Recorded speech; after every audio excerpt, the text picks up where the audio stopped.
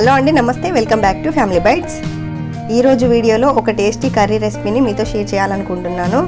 జ్యూసీగా ఉండే egg omelette curry. ఈ కర్రీ చపాతీలోకైనా రైస్లోకైనా సూపర్ టేస్టీగా ఉంటుంది. ఈ కర్రీ కోసం ఫస్ట్ ఒక బౌల్లోకి 4 గుడ్లను కొట్టి వేసుకోండి. ఇందులోకి 1/2 టీ స్పూన్ దాకా సాల్ట్ని వేసి బాగా బీట్ చేయాలి. కనీసం 2-3 నిమిషాల పాటైనా ఈ ఎగ్ మిక్చర్ని బాగా బీట్ చేసుకోవాలి.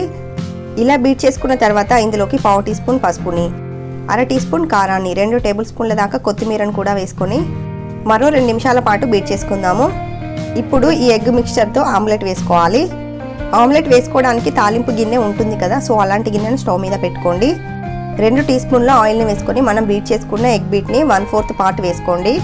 అంటే ఈ ఎగ్ బీట్తో మనం 4 ఆమ్లెట్స్ వేసుకోవాలి.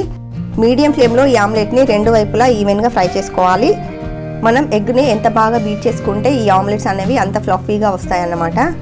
అప్పుడే మనం చేసే గ్రేవీ ఏదైతే ఉందో అదంతా కూడా ఆమ్లెట్ పీల్చుకుని తినేటప్పుడు చాలా రుచిగా అనిపిస్తుంది. ఒకదాని తర్వాత ఒకటి ఇలా అన్ని ఆమ్లెట్స్ వేసుకోండి. ఇప్పుడు కర్రీని ఎలా ప్రిపేర్ చేయాలో చూద్దాము. స్టవ్ మీద ఒక ప్యాన్ని పెట్టుకొని అందులోకి 2 టేబుల్ స్పూన్ దాకా ఆయిల్ని వేసుకోండి. ఆయిల్ హీట్ అయ్యాక ఇందులోకి 1/2 టీ స్పూన్ జీలకర్రని, 2 మీడియం సైజ్ ఉల్లిపాయలని ఇలా చిన్న ముక్కలుగా కట్ చేసి వేసుకోండి. అలాగే 2 పచ్చిమిర్చిని కట్ చేసి వేసుకోండి. ఇందులోనే 2 రెమ్మల కరివేపాకును కూడా వేసుకొని ఉల్లిపాయలు మంచి గోల్డెన్ షేడ్ వచ్చేంత వరకు నూనెలో ఫ్రై చేసుకోవాలి. ఇలా ఫ్రై చేసుకున్నాక ఇందులోకి 1 టీ స్పూన్ దాకా అల్లం వెల్లుల్లి పేస్ట్ని వేసి పచ్చివాసన పోయేంత వరకు నూనెలో ఫ్రై చేసుకోండి. ఇప్పుడు ఇందులోకి 3 మీడియం సైజు టమాటాలను ఇలా చిన్న ముక్కలుగా కట్ చేసి వేసుకోండి. కావాలంటే మీరు ప్యూరీ లాగా చేసుకొని కూడా వేసుకోవచ్చు. ఇదంతా ఒకసారి బాగా కలుపుకొని ఇందులోకి రుచికి సరిపడా ఉప్పుని వేసుకోండి. 1/2 టీ స్పూన్ దాకా పసుపుని, 1 టీ స్పూన్ దాకా ధనియాల పొడిని వేసుకోండి. అలాగే స్పైసీనెస్కి తగ్గట్టుగా కారాన్ని కూడా వేసుకొని మసాలాలన్నీ కలిసే విధంగా ఒకసారి బాగా కలుపుకోవాలి.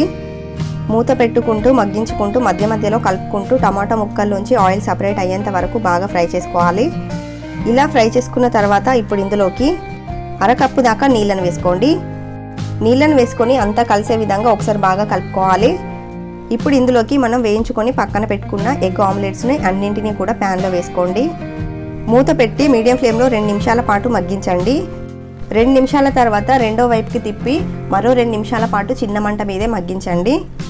ఇప్పుడు ఇందులోకి 1/2 టీ స్పూన్ దాకా గరం మసాలాని వేసుకోండి.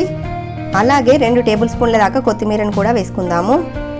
అంతే. ఇప్పుడు స్టవ్ ఆఫ్ చేసి సర్వ్ చేసుకుంటే ఎంతో టేస్టీగా ఉండే ఎగ్ ఆమ్లెట్ కర్రీ అయితే రెడీ అయిపోతుంది.